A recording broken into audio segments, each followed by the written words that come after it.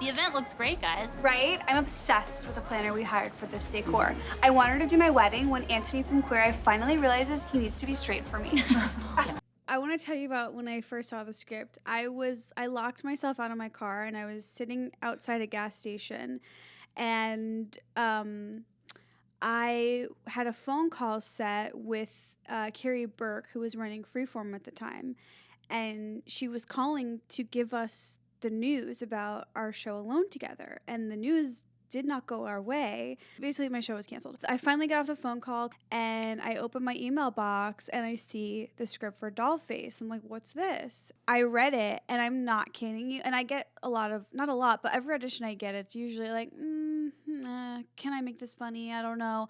This one I was like, this is me. This is my role. You've said that like when you guys created Alone Together, it was like because you weren't finding characters that felt like you, or you weren't seeing yourself. True. So it's funny then to see this character who really is you. It comes back to like the female creator, and you know, the show's created by Jordan Weiss, who is 26 years old, and like I think having young female creators is why I read a role that fit me. Your dad said you're playing a role that he called another loser desperate to be accepted. Yeah. And is that true of Izzy? Izzy is where Esther, fit into the group of Shay Mitchell, Brenda Strong, and Dennings. It's like, oh my God, I can't believe they're talking to me. Like, I'm their friend. Like, she's just so excited to be around these cool girls.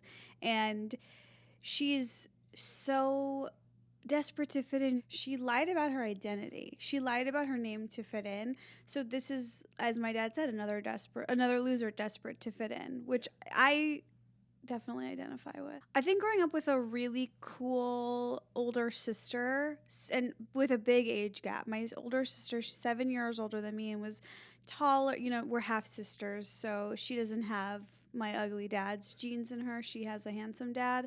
So she's tall, skinny, you know, just like that, like whatever we thought was hot in the early 2000s and the 90s. She was too cool for me, and I think that has like shaped who I am, is having this cool sister that wanted nothing to do with me. So always feeling like, please hang out with me, you know, to all the cool girls.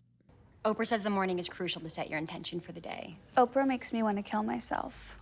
You don't like Oprah? No, I meant it in the good way. Oh, yeah. I definitely like improvised, and I watched back most of the episodes late last night, and I saw some of my improv in there, which made me happy. But you're totally right. Like I don't want to do a show. Like, my goal is not to have people be like, oh my God, she's her range. Like, I'm just not there yet. Like, I really like being myself, and what can I bring to a character that's really, truly me. Did it feel like you guys were having to bond as a friend group to capture that friend group energy for this? This is what is so crazy about this, and why I can't imagine this ever happening again, but it was an instant, like, oh, this is who we are. Like, I'm telling you, overnight, I don't know if it was like we were just becoming the script, or if it truly is we are really our roles, which I think it's a little bit of both, but like, it was just very natural, and I think that has a lot to do with all of us being right around the same age, and all of us being very different.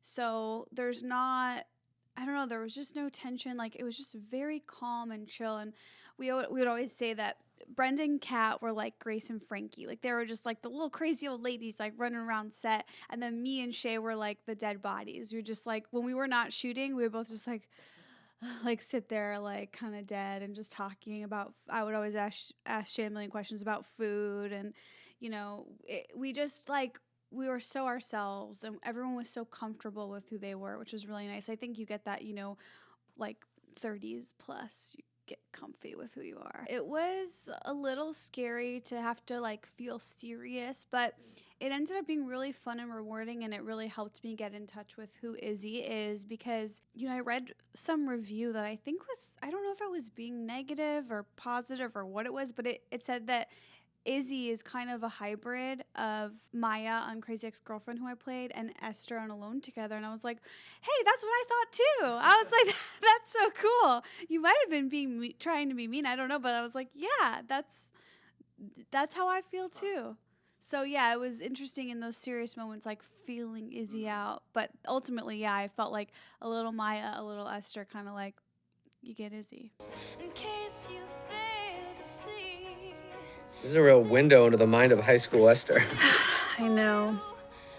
My dance teacher was going through a pretty heavy divorce, and looking back, I feel like it affected our work together. I think a little bit in Alone Together, and certainly in Crazy Ex-Girlfriend, you're showing off a little bit of your dance moves, your dancing ability. Do we get that at all in Dollface? Does that come up? That's such a good question. No, I don't think I dance in Dollface, but we've talked a lot about if there's a season 2 that Izzy would dance. My goal is I want to like make the girls choreograph a dance with me, or maybe make like Stella do a dance with me, something like that. But I'm like, why do I feel like I've danced? I did just shoot my stand-up special for Comedy Central, and I have a dance number in that. So I got my dancing in this year. Do you have Venmo? I'm so Venmoing you. You've really been putting the effort to be a functioning woman with actual friends who are not her kind. I feel like I have been doing amazing at being a girl. Lies! No one said that.